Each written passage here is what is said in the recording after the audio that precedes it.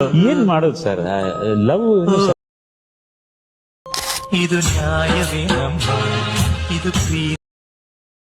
ಕೈಗೂಡಿ ಬಂದಾಗ ಭೂಕಂಪವೇನಮ್ಮ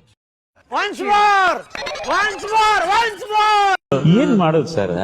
love success ಆಗ್ಲಿಲ್ಲ ಇದು ನ್ಯಾಯ